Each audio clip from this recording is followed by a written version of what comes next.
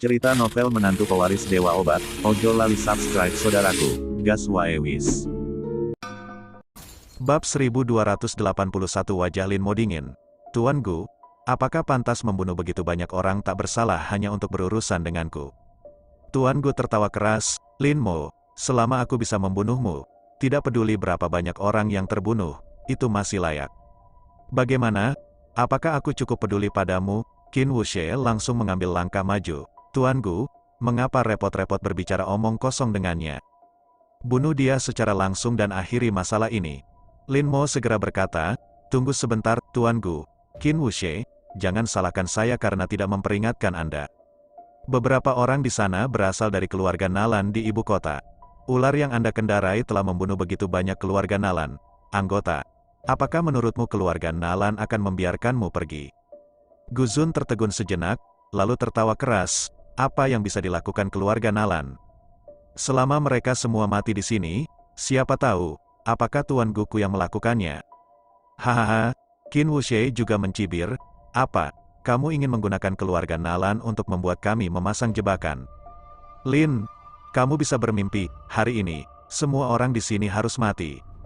Setelah Qin Wuxie mengatakan itu, dia melompat keluar dan menyerang Lin Mo. Pria ini berjalan di antara ular-ular itu seolah-olah sedang berjalan di tanah datar dan sama sekali tidak takut pada ular.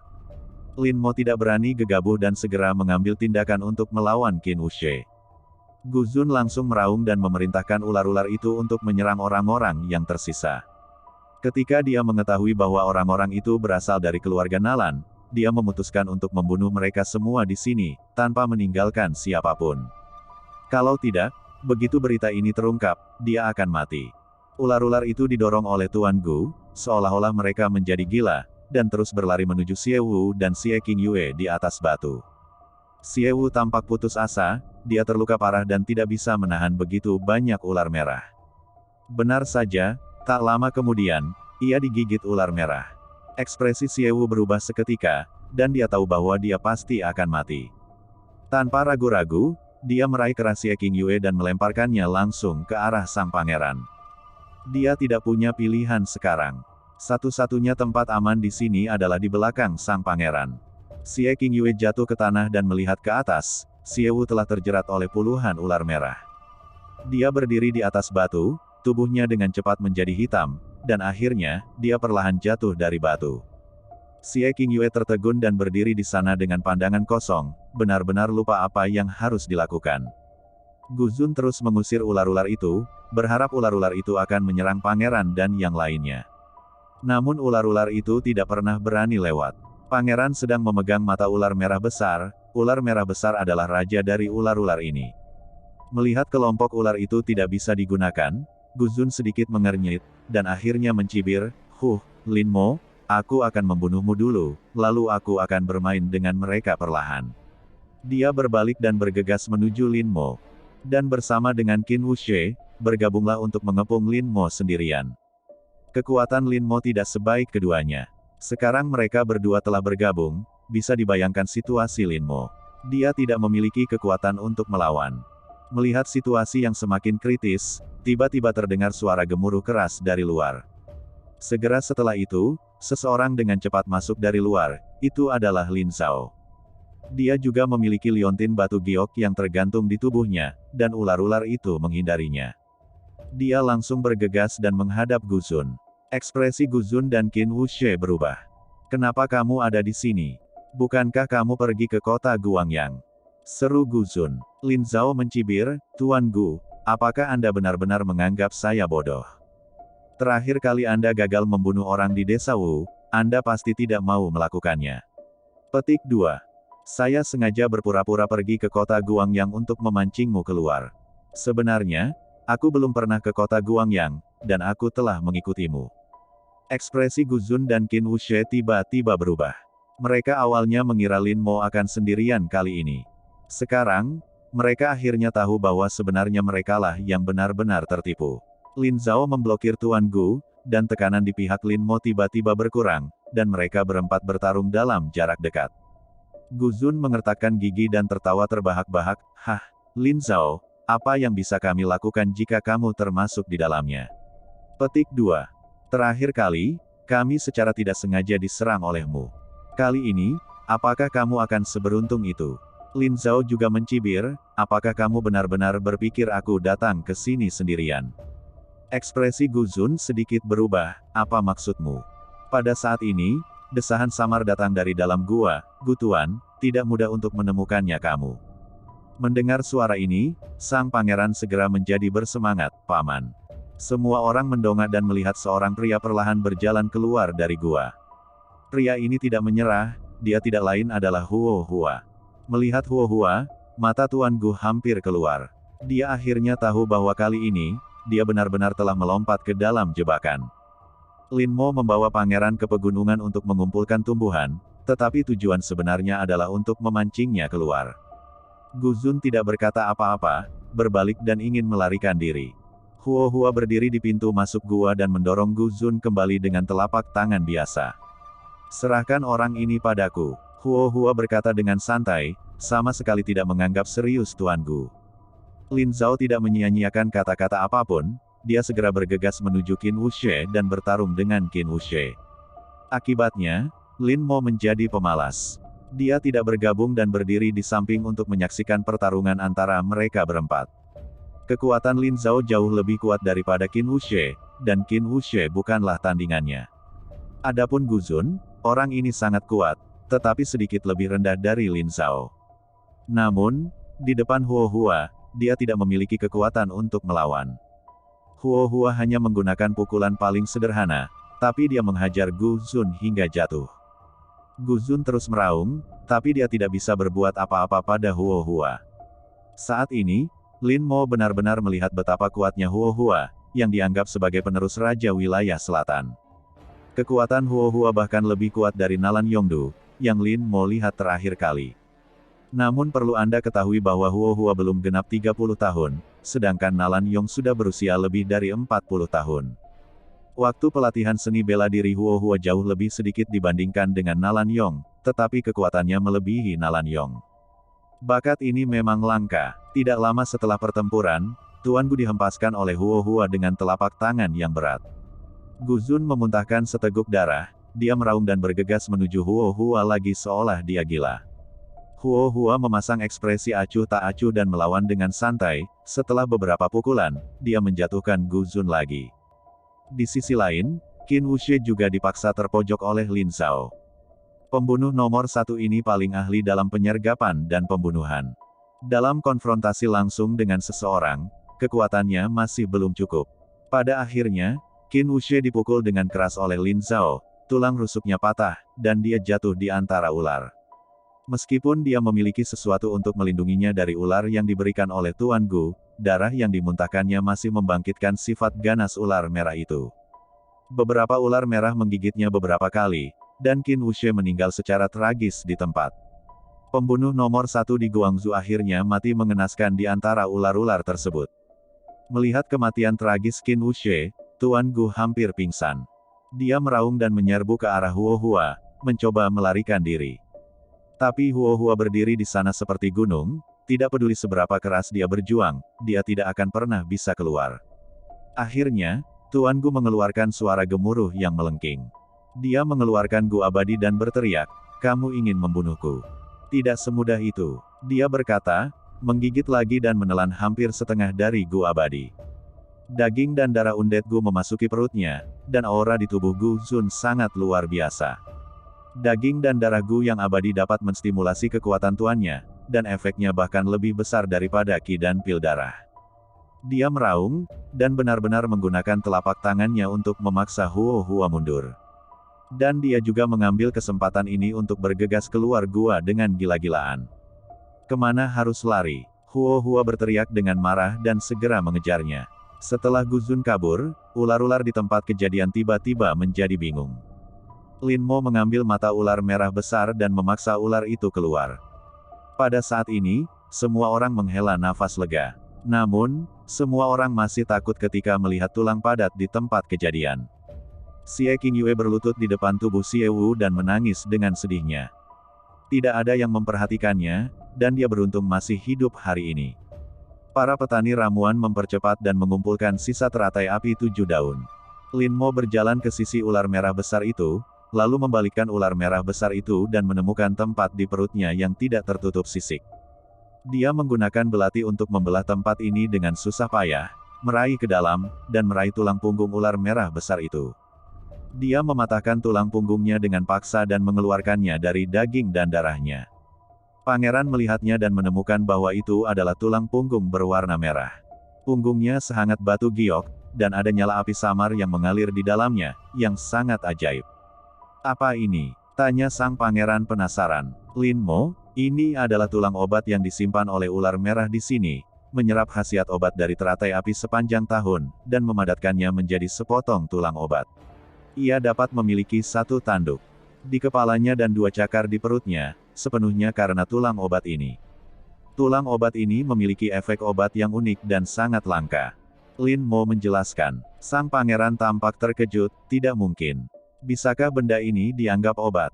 Petik 2. Lin Mo tersenyum. Sang pangeran sama sekali tidak memahami hal-hal ini. Jika Lin Mo tidak menerima warisan Liontin Giok, dia tidak akan mengetahui hal-hal ini. Dia menyingkirkan tulang obatnya, dan kemudian menatap para petani obat yang memetik semua teratai api 7 daun. Setelah itu, semua orang keluar dari gua. Semua orang diliputi emosi ketika mereka melihat terang hari lagi. Saat kami masuk sebelumnya, jumlahnya lebih dari 100. Saat kita keluar sekarang, hanya tersisa sekitar 20 orang. Semua orang dimakamkan di gua ini. Di antara mereka, masyarakat di Provinsi Guangzhou dan Jiangsu adalah yang paling menderita. 3 orang lagi keluar dari Provinsi Shu, sementara hanya 1 orang yang keluar dari Provinsi Guang. Chen Baiyu juga keluar hidup-hidup, dan dia sekarang tampak ketakutan. Jika Lin Mo tidak menyelamatkannya, dia pasti sudah lama mati. Dia berjalan keluar dari gua dan menjadi orang pertama yang berkata kepada Lin Mo, "Saudara Lin, terima kasih atas anugerah penyelamatan hidup Anda kali ini." Petik 2. Saya tidak bijaksana sebelumnya, jadi mohon maafkan saya jika saya menyinggung Anda. Petik 2. Anugerah penyelamatan jiwa ini adalah milikku, saya pasti akan menyimpannya di hati saya. Petik 2. Saudara Lin, jika Anda membutuhkan saya di masa depan, berikan saja perintah Anda, dan saya, Chen Baiyu, akan melewatinya api dan air tanpa ragu-ragu. Yang lain juga mengucapkan terima kasih satu demi satu. Di antara mereka, Gu Ye, bos provinsi Hangzhou, hampir berlutut di depan Lin Mo. Dia dikelilingi ular dan hampir mati. Jika Lin Mo tidak melemparkannya ke putra mahkota, dia pasti sudah mati. Dari semua orang yang datang ke ibu kota, hanya Xie Qingyue yang keluar hidup-hidup. Namun, dia tidak mengatakan sepatah kata pun kepada Lin Mo. Setelah dia keluar, dia pergi sendirian, dan dia tidak tahu apa yang dia pikirkan. Lin Mo tidak repot-repot memperhatikannya, beruntung wanita seperti ini tidak mati di dalam gua. Sangat disayangkan Xie Wu, yang dianggap laki-laki, akhirnya kehilangan nyawanya karena dia. Semua orang turun gunung dan tidak jauh dari situ, mereka melihat Huo Hua berdiri sendirian di tepi tebing. Sang pangeran segera berlari, "Paman, apa yang kamu lakukan di sini?" Huo Hua berbalik dan melihat Lin Mo dan Lin Zhao, mengangkat bahu tak berdaya, orang tua itu melompat dari tebing dan melarikan diri. Pangeran melihat ke bawah.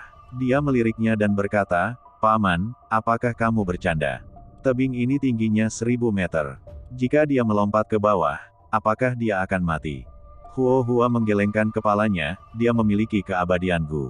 Jika dia melompat turun dari sini, dia tidak akan mati. Oh, Gu abadi ini terlalu sulit untuk dibunuh. Terakhir kali Huo Hua mengejar Tuan Gu, dia hampir membunuhnya. Hasilnya, Gu Zun berhasil lolos dengan bantuan Gu abadinya. Kali ini masih sama, Lin Mo berpikir itu normal. Tuan Gu sendiri tidak terlalu kuat. Karena Gu keabadian, dia bisa merajalela. Lin Mo tersenyum dan berkata, "Tidak apa-apa. Bahkan jika dia menyelamatkan hidupnya, dia tidak akan bisa hidup dengan baik." Petik 2. Jangan lupa, dia mengusir ular dan membunuh banyak orang di ibu kota. Petik 2. Wanita itu akan dibunuh di masa depan. Menikah dengan keluarga Nalan. Dia sama saja dengan menyinggung keluarga Nalan. Bagaimana bisa keluarga Nalan melepaskannya? Mendengar ini, Huo Hua tiba-tiba tersenyum, "Itu benar. Saya kira, selanjutnya, dia tidak punya waktu untuk merepotkanmu lagi." Lin Mo tersenyum dan mengangguk. Semua orang berkemas dan keluar dari hutan. Ketika mereka tiba di desa Yaonong, Lin Mo dan yang lainnya membagi teratai api 7 daun. Meski dikatakan 50-50, namun para petani narkoba ini berbohong. Oleh karena itu, Lin Mo dan yang lainnya tidak sopan. Lin Mo mengambil setengahnya sendiri, lagi pula, semua orang kembali hidup kali ini karena dia. Huoihua mengambil beberapa, Pangeran mengambil beberapa, Lin Zhao, dan orang-orang dari Guangzhou dan Suzhou juga mengambil beberapa. Pada akhirnya, hanya tersisa 5 tanaman untuk para petani obat. Meski para petani obat sangat tidak yakin, mereka tidak berani berkata apa-apa. Lagi pula, tidak ada seorang pun di sini yang mampu mereka sakiti. Lin Mo dan Lin Zhao mengucapkan selamat tinggal kepada Pangeran Huoihua dan yang lainnya dan segera kembali ke desa Wu. He Qianshui masih berada di desa Wu, dan saat itu Lin Zhao hanya berpura-pura mengantarnya pergi. Setelah kembali ke desa Wu, hal pertama yang dilakukan Lin Mo adalah melelehkan potongan tulang obat yang diperolehnya. Butuh waktu 3 hari untuk menyuntikkan tulang obat ini ke tubuh He Qianshui sedikit demi sedikit. Tentu saja, ini tidak bisa menahan es Gu. Namun, dengan dasar tulang obat ini, He Qianshui dapat melatih beberapa keterampilan internal, perlahan menyerap tulang obat, dan akhirnya melarutkan racun es sedikit demi sedikit. Dengan cara ini, He Qianshui dapat sepenuhnya menyingkirkan es Gu. Lin Mo juga mengajari He Qianshui serangkaian keterampilan internal dan teknik mental, yang digunakan untuk menyerap tulang obat. Setelah semuanya beres, Lin Mo menemukan Lin Zhao, memberinya resep, dan memintanya untuk mencarikan beberapa bahan obat untuknya. Selanjutnya, Lin Mo akan menggunakan teratai api 9 daun untuk menyempurnakan sejumlah ramuan untuk membantunya menerobos.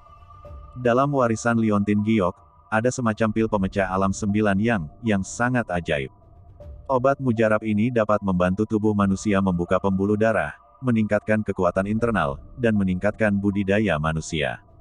Setelah beberapa pertempuran dengan orang kuat, Lin Mo sudah memahami bahwa kekuatannya masih jauh dari cukup, dan dia harus meningkatkan kekuatannya sesegera mungkin. Bahan obat dalam resep Lin Mo sangat langka, tetapi di Wuzai, tidak sulit untuk mengumpulkan bahan obat tersebut. Tidak butuh waktu lama bagi Lin Zhao untuk menyiapkan semua bahan obat. Lin Mo segera pergi ke ruang rahasia yang disiapkan oleh Lin Zhao dan mulai memurnikan obatnya. Pil pemecah alam 9 yang hanya membutuhkan 9 daun teratai api 9 daun. Lin Mo memetik 9 daun dan menyingkirkan sisa teratai api 9 daun. Kemudian, dia menambahkan bahan obat lain secara terpisah dan perlahan mulai memurnikannya. Dengan cara ini, dibutuhkan waktu sehari semalam penuh untuk menyelesaikan ramuan tersebut. Lin Mo membuka tungku alkimia dan menemukan 13 pil merah tergeletak di dasar tungku. Lin Mo mengeluarkan pil-pil ini dan langsung menelannya. Ketika pil pemecah alam 9 yang memasuki perutnya, Lin Mo merasakan aliran panas, mengalir keluar dari perut bagian bawah dan dengan cepat menyebar ke seluruh tubuhnya. Pada saat ini, Lin Mo merasa seperti dikurung di dalam oven. Suhu panas membakarnya, membuatnya berkeringat deras. Dia menahan siksaan, duduk bersila di tanah, dan menggunakan teknik penciptaan untuk perlahan-lahan membiarkan panas mengalir ke seluruh tubuhnya. Dengan setiap belokan, meridiannya melebar 1 titik. Pelebaran meridian merupakan wujud peningkatan kekuatan internal. Setelah menghabiskan 3 jam penuh dengan cara ini, Lin Mo hampir tidak bisa menahan panasnya. Dia jelas merasakan bahwa kekuatan internalnya telah meningkat pesat, jauh melampaui apa yang dia miliki sebelumnya. Namun, dia hanya menyerap 10% khasiat pil ini. Keesokan harinya, Lin Mo meninggalkan Wuzai. Lin Zhao ingin pergi bersama Lin Mo, tapi Lin Mo menghentikannya. Banyak orang mengetahui identitas Lin Zhao. Jika dia mengikuti Lin Mo, identitas Lin Mo pasti akan terungkap. Saat itu, musuh yang bersembunyi di kegelapan pasti sudah siap mengambil tindakan. Kekuatan Lin Mo saat ini masih jauh dari cukup, dia harus meningkatkan kekuatannya sampai tingkat tertentu sebelum dia bisa memikirkan balas dendam untuk keluarganya. Selain itu, desa Wu juga sangat penting. Banyak bahan obat yang dibutuhkan Lin Mo hanya dapat dibeli di desa Wu. Selain itu, banyak informasi juga dapat dikumpulkan dari desa Wu. Lin Mo meninggalkan Lin Zhao di desa Wu, pertama untuk memberikan cadangan bagi dirinya sendiri, dan kedua, karena dia ingin Lin Zhao membantunya mengumpulkan bahan obat langka dan berbagai informasi rahasia dari luar. Sebelum pergi, Lin Mo memberi Lin Zhao 3 pil pemecah alam 9 yang. Meskipun kekuatan Lin Zhao tidak lemah, dia sudah tua, dan tidak akan mudah baginya untuk meningkatkan kultivasinya. Ketiga pil pemecah alam 9 yang ini dapat lebih meningkatkan kekuatannya. Lin Zhao juga cukup terkejut saat melihat pil Jiuyang Breaking Realm. Anda tahu, Lin Xiao telah menyebutkan ramuan ini kepadanya sejak awal. Namun, saya selalu menderita karena kekurangan bahan dan ketidakmampuan untuk memperbaikinya. Meskipun Lin Zhao belum pernah melihatnya, dia tahu bahwa pil alam penghancur 9 yang sangat langka. Lin Mo memurnikan total 13 pil, menyimpan 9 untuk dirinya sendiri, memberikan 3 kepada Lin Zhao, dan membiarkan He Qiansui memakan sisanya. Pil pemecah Jiuyang ini dapat mempercepat penyerapan tulang obat oleh He Qiansui dan secara perlahan melelehkan es gu. Lin Mo dan He Qiansui naik pesawat dan tiba di kota Guangyang tidak lama kemudian. Tiger secara pribadi menyetir untuk menjemput mereka berdua di bandara, dan memberitahu Lin Mo secara rinci situasi terkini di kota Guangyang. Aset 6 keluarga sebelumnya telah ditelan seluruhnya oleh Tiger dan yang lainnya. Sisa-sisa ke-6 keluarga tersebut juga diusir seluruhnya dari kota Guangyang. Kota Guangyang saat ini dapat dikatakan telah sepenuhnya lepas dari pengaruh 10 keluarga besar sebelumnya. 10 keluarga teratas yang baru telah mengambil kendali atas segalanya. Dan orang di balik 10 keluarga teratas baru ini adalah Lin Mo. Dengan kata lain, Lin Mo pada dasarnya telah menguasai kota Guangyang sekarang. Selanjutnya, ketika Nan Batian pergi, Lin Mo akan menggantikan Nan Batian dan menjadi raja pertama Guangyang. Tiger juga menghasilkan banyak uang selama periode ini dan sangat bersemangat serta berseri-seri. Belum lagi sudah berapa lama dia bersama Lin Mo, asetnya telah meningkat lebih dari 10 kali lipat. Yang paling penting adalah statusnya jauh lebih tinggi dari sebelumnya. Lin Mo duduk di belakang dan mendengarkan, dengan ekspresi acuh tak acuh. Kota Guangyang bukan apa-apa baginya, ini hanyalah permulaan. Dia melihat pemandangan di luar dengan santai. Setelah beberapa saat, dia tiba-tiba mengerutkan kening, ada yang salah. Tiger terkejut, ada apa? Lin Mo, lihat mobil-mobil di sebelah kita, mereka mengikuti kita. Hati-hati, sebelum Lin Mo menyelesaikan kata-katanya, sebuah kendaraan off-road tiba-tiba berubah arah seolah-olah telah terjadi sesuatu di jalan di depannya. Harimau itu bereaksi sangat cepat dan segera ingin berkeliling. Namun, saat ini, 2 mobil lagi datang dengan cepat dan menabrak sisi mobilnya hingga membuat seluruh mobil terguling. Lin Mo berjaga-jaga, dia segera meraih He Qiansui dan melindunginya di belakangnya. Harimau itu mengenakan sabuk pengaman dan tidak terluka. Di belakangnya, mobil anak buah Tiger juga terguling, dan tidak ada yang selamat. Kendaraan itu akhirnya berhenti, dan Tiger mengumpat, sial, bagaimana kabarmu mengemudi? Petik 2. Aku akan membunuh mereka. Lin Mo menendang kaca mobil hingga terbuka, berhenti bicara omong kosong. Cepat, lari. Setelah Lin Mo selesai berbicara, dia memeluk He Qiansui dan bergegas keluar. Setelah itu, dia menyeret harimau itu keluar lagi. Begitu ketiga orang itu bergegas keluar, sebuah truk besar menderu dan langsung menabrak mobil mereka, menghancurkan mobil mereka menjadi bola besi tua. Lin Mo lah yang bereaksi cukup cepat, jika tidak, ketiganya akan berubah menjadi daging cincang kali ini. Harimau itu sedikit bingung. Saat ini, beberapa mobil lagi datang dari belakang dan menabrak mereka dengan mengancam. Lin Mo memegang He Qiansui dengan satu tangan dan Tiger dengan tangan lainnya, dan dengan cepat melompati pagar pembatas di sebelahnya. Sekarang mereka berada di jembatan. Lin Mo meletakkan harimau itu di dermaga jembatan dan berkata, turun sendiri. Kemudian, dia meraih He Qiansui, meraih dermaga jembatan dengan satu tangan, dan melompat turun menggunakan kekuatannya. Ada juga jalan di bawah, tetapi saat ini tidak ada mobil di jalan tersebut. Hanya di kedua ujung jalan, terdapat puluhan mobil yang menghalangi seluruh jalan. Melihat Lin Mo turun, puluhan mobil ini bergegas mendekat, berniat menekan mereka di tengah. Harimau itu sedang setengah pendakian, melihat hal itu, dia tidak berani turun. Lin Mo mengambil He Qiansui, dengan cepat bergegas menyeberang jalan, dan melompat ke tanah di kedua sisi jalan. Dengan cara ini, mobil-mobil itu tidak dapat menabrak mereka. Namun, segalanya belum berakhir. Di negeri yang belum berkembang itu, sekelompok orang berdiri dalam kegelapan. Beberapa orang pertama tidak lain adalah Song Ruiz, Li Chengduo dan lainnya.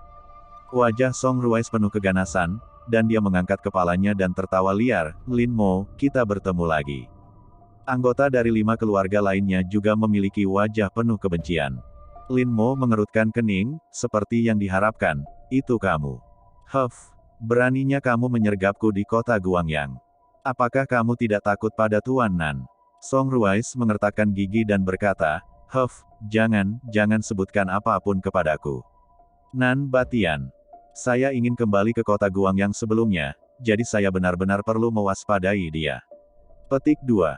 Tetapi sekarang saya tidak punya harapan untuk kembali ke kota Guangyang, apa yang harus saya takuti? Dari petik 2. Aku akan melakukannya di sini hari ini. Aku akan membunuhmu, dan kemudian, jika kita mengambil uang itu dan pergi ke luar negeri, apa yang bisa dilakukan Nan Batian terhadap kita? Wajah Lin Mo sedikit dingin, orang-orang dari 6 orang ini keluarga akan memecahkan pot. Bagaimanapun, bahkan Gu Zun dan Qin Wuxie dikalahkan secara menyedihkan, dan mereka tidak memiliki harapan untuk kembali ke kota Guangyang.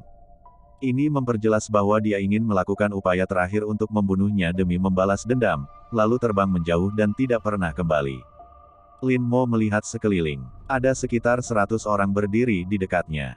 Jika memang terjadi perkelahian, Lin Mo mungkin bisa kabur dan melarikan diri. Namun, sulit untuk mengetahui tentang Tiger dan He Qiansui. Lin Mo tidak bisa mengabaikan kedua orang ini begitu saja. Song Ruiz mencibir, Lin Mo, jangan lihat lagi. Orang-orang ini semua adalah orang-orang putus asa yang kusewa dengan banyak uang. Petik 2.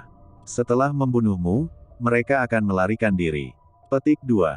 Bahkan jika Nan Batian ingin membantumu balas dendam dia harus bisa menemukan orang-orang ini.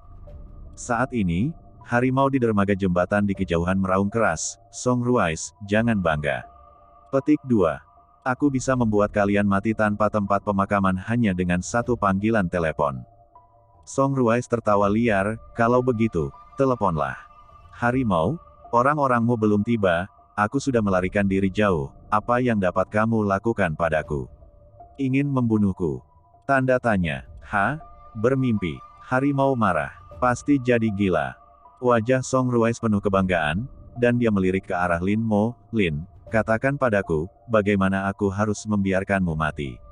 Kamu telah menyebabkan ratusan tahun fondasi keluarga Song hancur dalam satu jatuh gerakan. Aku tidak bisa membiarkanmu mati terlalu cepat. Aku sangat senang. Lin Mo memiliki ekspresi tenang di wajahnya. Dia melirik ke 6 kepala keluarga dan berkata perlahan, Song Ruiz, kamu harus lebih peduli dirimu sendiri sekarang. Jangan tinggalkan aku dengan nyawamu. Jika kamu tidak bisa membunuhku sebentar lagi. Ini. Song Ruiz tertawa liar, Lin Mo, saat ini, kamu masih berani mengucapkan kata-kata tak tahu malu seperti itu. Petik 2.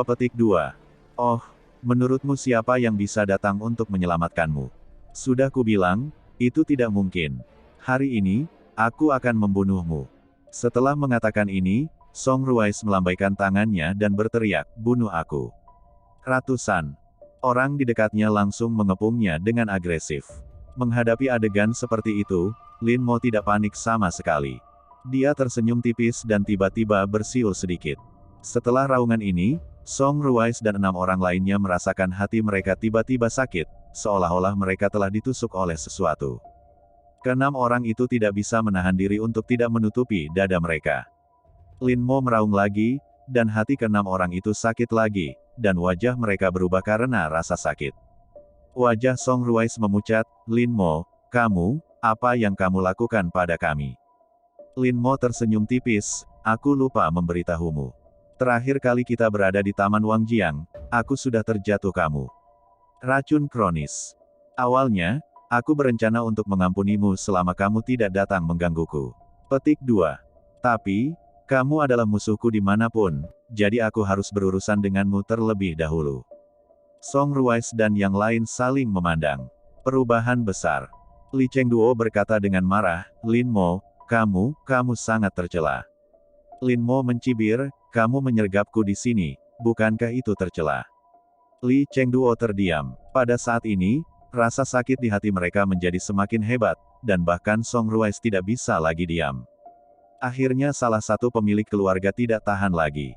Dia mengulurkan tangannya dengan gemetar dan memohon, "Tuan Lin, saya tahu saya salah. Petik 2. Tolong ampuni saya tidak akan pernah berani melawan Anda lagi." Petik 2. Mulai sekarang, aku akan meninggalkan Guangzhou, tidak, aku akan meninggalkan Tiongkok, dan aku tidak akan pernah muncul di hadapanmu lagi. Petik 2. Kamu punya banyak, tolong selamatkan hidupku. Saat pria ini memohon, dua orang lainnya segera datang. Kemudian dia memohon. Lin Mo menggelengkan kepalanya, "Saya khawatir sudah terlambat untuk memohon kepada saya sekarang." Ketiga orang itu hampir menangis ketakutan dan berlutut lagi di tanah untuk memohon, tetapi Lin Mo bahkan tidak melihat mereka. Song Ruiz mengertakkan gigi dan meraung dengan marah, "Apa yang kamu teriakkan?" Petik 2. Sekarang, apakah menurutmu binatang buas ini akan membiarkan kita pergi?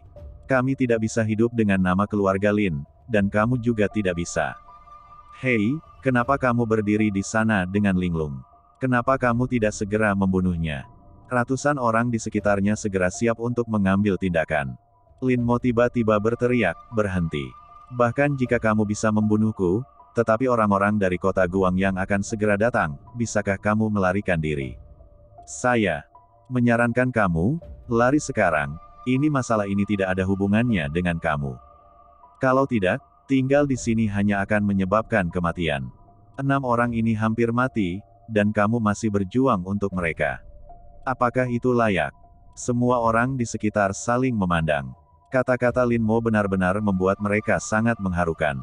Ketika Song Ruiz melihat ini, dia tidak bisa menahan diri untuk tidak mengaum dengan keras, meminta mereka untuk mengambil tindakan. Namun, tidak ada yang mengambil tindakan. Sebaliknya, seseorang diam-diam mulai mundur. Ketika pria ini mundur, begitu pula yang lainnya. Pada akhirnya, hampir semua dari ratusan orang itu melarikan diri. Mereka yang tetap tinggal dianggap sebagai orang kepercayaan Song Ruiz. Namun, orang-orang ini sekarang gemetar dan tidak berani mengambil tindakan. Melihat situasi seperti itu, Song Ruiz dan yang lainnya benar-benar putus asa. Lin Mo menghampiri mereka berenam dan berkata dengan lembut, "Aku memberimu kesempatan untuk meninggalkan kota Guangyang, dan dendam di antara kita akan terhapus. Sayang sekali kamu tidak menghargainya dan bersikeras untuk datang kepadaku untuk membalas dendam." Petik 2. Jika itu masalahnya, maka mari kita akhiri keluhan di antara kita. Pada saat ini, seorang kepala keluarga tiba-tiba memuntahkan seteguk darah dan perlahan-lahan jatuh ke tanah, tanpa bernapas. 5 orang yang tersisa semuanya tampak pucat. Song Ruiz mengertakkan gigi dan meraung dengan marah, "Lin Mo, aku benar-benar meremehkanmu." Petik 2.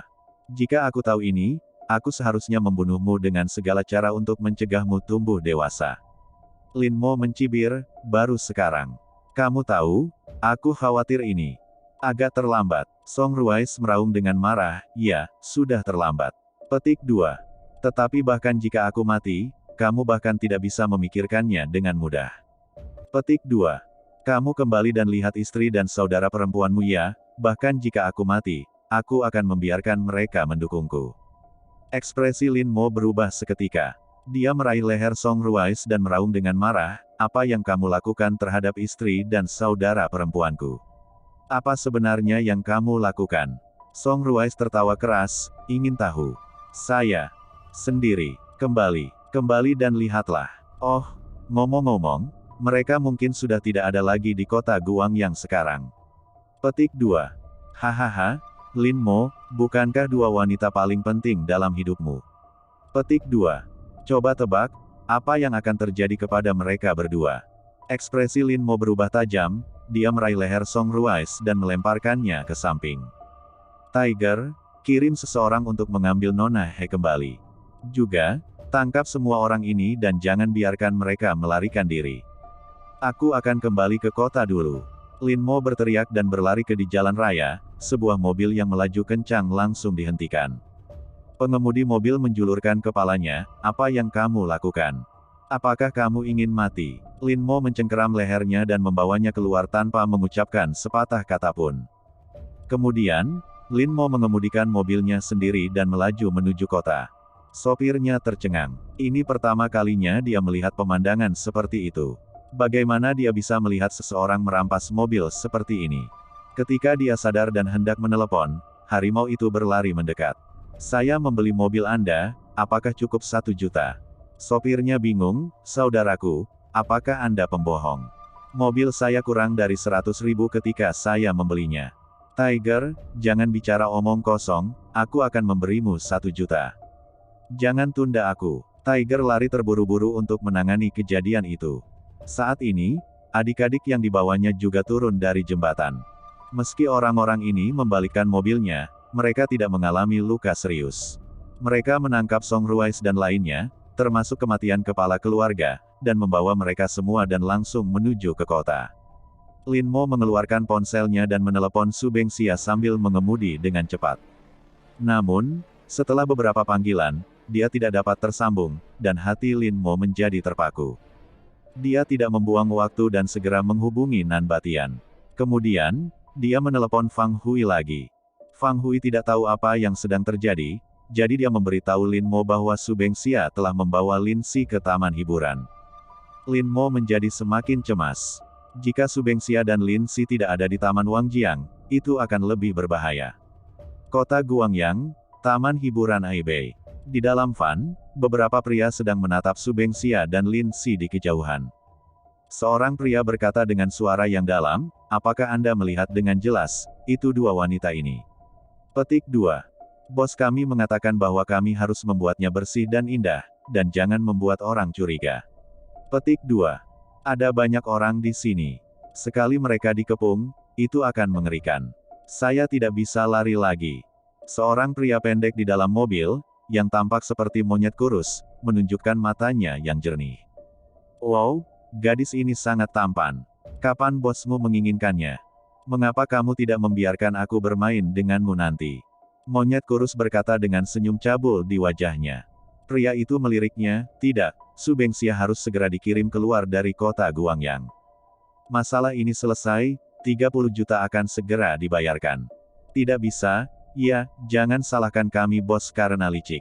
Monyet kurus sedikit kecewa, dia langsung tersenyum dan berkata, saudaraku, jangan khawatir. Kami profesional dalam hal semacam ini, jadi kamu bisa mengurusnya saja. Petik 2. Hei, kalian, apakah sinyal di sini diblokir? Seorang pemuda di sebelahnya mengklik, mengangguk. Monyet kurus berkata sambil tersenyum, apakah kamu melihatnya? Sebelum kita melakukan apapun, blokir sinyal ponsel di area ini. Petik 2. Pada saat itu, mereka tidak akan dapat menelepon polisi bahkan jika mereka mau. Ayo pergi, lakukan. Setelah monyet kurus mengatakannya, dia berkata pertama aku keluar dari mobil sambil membawa tas. Dia berjalan diam-diam ke arah Su Bengxia dan Lin Si, berpura-pura lewat. Tepat ketika Lin Si sedang bercanda dengan Su Bengxia, dia tiba-tiba berjalan ke arahnya dan menabrak Lin Si. Tas di tangannya jatuh ke tanah dengan suara yang tajam. Monyet kurus itu jatuh ke tanah dan memeluk tas itu. Dia dengan hati-hati membuka tas itu dan melihat vas pecah di dalamnya. Monyet kurus itu langsung meratap, oh, pusaka keluargaku. Kamu, kenapa kamu begitu ceroboh? Bisakah kamu berjalan? Apakah kamu tidak memiliki mata saat berjalan? Su Bengxia dan Lin Si sama-sama bingung, ya, tak satu pun dari mereka mengharapkan hal seperti ini. Banyak orang segera berkumpul, menunjuk dan memarahi Su Bengxia dan Lin Si karena berjalan sembarangan. Su Bengxia buru-buru menghampiri dan meminta maaf berulang kali. Maaf, maafkan aku, saudaraku, kami tidak melihatmu tadi. Aku benar-benar minta maaf. Petik 2. Ayo kita lakukan ini. Berapa biayanya? Bagaimana kalau kami membayarmu? Kurus monyet memelototinya, kompensasi saya. Bisakah Anda membelinya? Sudah kubilang, tas saya berisi porselen biru dan putih leluhur kita, bernilai lebih dari 3 juta. Petik 2. Apa yang akan Anda berikan kompensasi kepada saya? Su Bengxia bingung. Oke, langsung saja, itu barang antik yang bernilai lebih dari 3 juta yuan. Lin Si cemas, Paman, kamulah yang baru saja menabrakku. Petik 2. Bagaimana kita bisa mengimbanginya? Monyet kurus berkata dengan marah, kentut, kamulah yang menabrakku. Maksudmu, aku memegang barang antik bernilai lebih dari 3 juta yuan, dan aku berjalan sembarangan. Petik 2. Ayo, biarkan semua orang berkomentar. Apakah ini logis? Semua orang di sekitarnya segera mulai berbicara. Benarkah orang yang memegang pusaka keluarga harus berhati-hati saat berjalan? Petik 2. Dia terlihat sangat tampan, tapi dia berbohong. Dia mungkin bukan orang baik di saat-saat biasa. Oh, anak-anak ini berhari-hari hanya kurang disiplin. Keluar. Setelah itu, dia melompat-lompat tanpa memperhatikan jalan. Sekarang dia menghancurkan pusaka keluarga dan menolak mengakuinya. Bimbingan macam apa ini? Kamu benar, anak-anak ini hanya kurang disiplin. Mereka melakukan kesalahan. Jika Anda masih tidak mengakuinya, Anda harus melakukannya lagi di masa depan. Petik 2. Saya melihat Anda memukul seseorang dengan mata kepala sendiri, dan Anda masih ingin menyangkalnya sekarang. Semua orang membicarakannya, seolah-olah mereka penuh keadilan, dan mereka semua menyalahkan Su Bengxia dan Lin Si. Bagaimanapun, menurut mereka, pusaka keluarga Zhou hancur berkeping-keping, dan tanggung jawab untuk ini harus ada pada Su Bengxia dan Lin Si. Wajah Su Bengxia memerah karena marah, dia belum pernah menghadapi situasi seperti ini. Lin Si sangat marah dan berkata dengan keras, sebenarnya bukan kami yang bertabrakan. Kalian semua berbohong, kalian semua adalah orang jahat. Seorang wanita tua memelototi Lin Si, jika kamu berbohong lagi, percaya atau tidak, aku akan menamparmu. Anak kecil seperti itu tidak memiliki pendidikan sama sekali. Begitukah caramu berbicara dengan paman dan bibimu? Petik 2. Anakku lebih muda darimu, tetapi dia tidak pernah berani berbicara dengannya, orang tua seperti ini. Petik 2. Sudah kubilang, inilah pendidikan sebuah keluarga paling baik tercermin pada anak-anak. Semua orang di sekitar mereka bertepuk tangan, dan wanita tua itu tampak bangga. Monyet kurus memandang Su Bengxia, saya tidak akan berbicara omong kosong kepada Anda. Katakan padaku, bagaimana Anda akan memberikan kompensasi? Petik 2. Su Bengxia mengerutkan kening, saya benar-benar tidak memukulnya. Petik 2. Monyet kurus itu kesal, kamu masih tidak mengakuinya. Oke, kalau begitu aku akan memberimu kesempatan. Ayo kita pergi ke kantor polisi dan minta polisi untuk mengatur pengawasan dan mencari tahu siapa yang bertanggung jawab. Bagaimana? Semua orang di dekatnya bertepuk tangan, dan wanita tua itu mengacungkan jempol, anak muda, kamu benar-benar orang yang adil. Petik 2. Tidak seperti beberapa orang, kamu cukup cantik. Petik 2. Pada akhirnya, kamu tidak memiliki kualitas sama sekali. Hidup di dunia hanyalah mendiskreditkan masyarakat ini. Petik 2. Mengapa? Apakah Anda berani menyesuaikan pengawasan? Petik 2. Su Bengxia sangat marah dan berkata dengan marah, ada apa denganmu? Petik 2. Tunggu saja, saya akan mengirim adikku kembali, dan aku akan pergi ke kantor polisi bersamamu. Monyet kurus segera menggelengkan kepalanya, itu tidak akan berhasil. Vasku bernilai 3 juta. Jika kamu melarikan diri, lalu siapa yang harus aku cari? Kalau tidak, kalian berdua saja, pergi ke kantor polisi bersamaku. Entah kamu bayar saja uangnya padaku, kamu lihat sendiri. Orang-orang di sekitar mulai bicara lagi, kalau kamu mau pulang jam segini, jelas kamu merasa bersalah. Petik 2. Kalau tidak berani ke kantor polisi, berarti ada yang tidak beres di hati kalian. Petik 2. Semuanya, cepat hentikan sepasang bajingan ini. Jangan biarkan bajingan ini lolos. Masa terus berteriak bahkan mengepung mereka sambil menatap pada Su Bengxia dan Lin Si dengan tatapan penuh semangat. Su Bengxia cemas, siapa bilang dia akan melarikan diri? Adikku masih muda, aku akan mengirimnya kembali dulu, tapi ini tidak berhasil. Petik 2.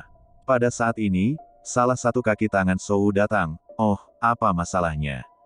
Apa yang terjadi? Bagaimana kalau aku mengantarmu ke kantor polisi dan bertindak sebagai saksi untukmu? Semua orang di sekitar mereka bertepuk tangan, dengan wajah penuh keadilan, seolah-olah mereka benar-benar menangkap pasangan dari bajingan. Wanita tua itu hanya menatap Su Bengxia, hei, apakah kamu berani pergi? Kamu bahkan tidak berani pergi ke kantor polisi. Ada apa? Kamu punya catatan kriminal. Semua orang di sekitar mereka tertawa lagi dan melihat di mata Su Bengxia penuh cemoohan dan ejekan. Su Bengxia mengeluarkan ponselnya dan memutar nomor beberapa kali tetapi tidak dapat tersambung. Dia benar-benar marah, dan segera berkata dengan marah, "Pergi saja, apa yang aku takutkan?" Dia membawa Lindsay masuk ke dalam mobil dengan marah dan pergi. Mata monyet kurus itu bersinar dengan emas, dan dia juga masuk ke dalam mobil.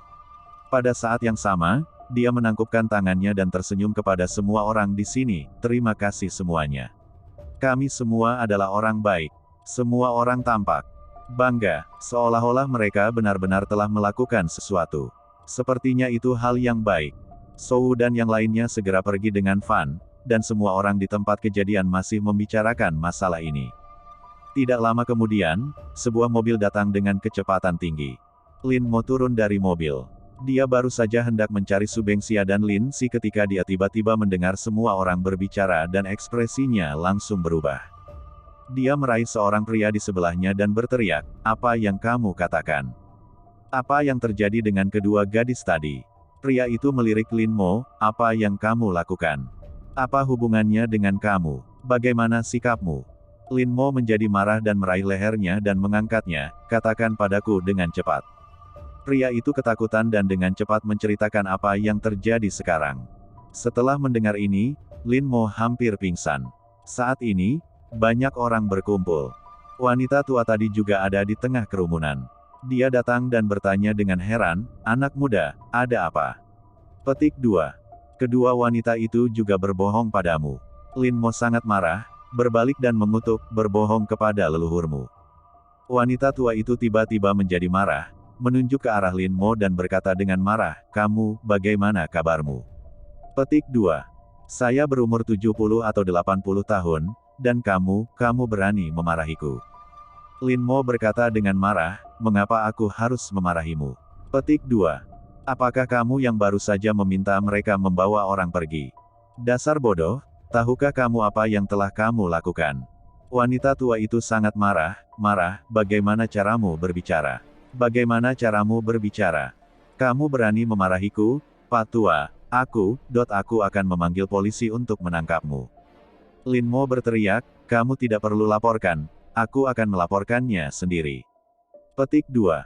Sudah kubilang, kedua wanita itu tadi, yang satu adalah istriku dan yang lainnya adalah aku. Kakak. Petik 2. Jika terjadi sesuatu pada mereka berdua, aku tidak akan selesai bersamamu. Wajah wanita tua itu sedikit berubah, dan dia mencibir, "Oh, ternyata mereka adalah saudaramu." Petik 2. Oh, tidak heran mereka semua memiliki kebajikan yang sama, tidak berpendidikan dan tidak berkualitas. Petik 2. Kamu masih punya berani datang ke sini dan membuat masalah. Oh, itu benar. Kami bukan keluarga. Kami tidak ingin memasuki rumah yang sama. Semua orang di sekitar mereka berbicara tanpa henti dan memandang rendah Lin Mo. Setelah Lin Mo menelepon, dia memelototi wanita tua itu dan berkata dengan marah, "Kamu tidak tahu apa-apa. Tahukah kamu, bahwa orang-orang tadi bukanlah orang baik sama sekali. Mereka telah menculik istri dan saudara perempuanku.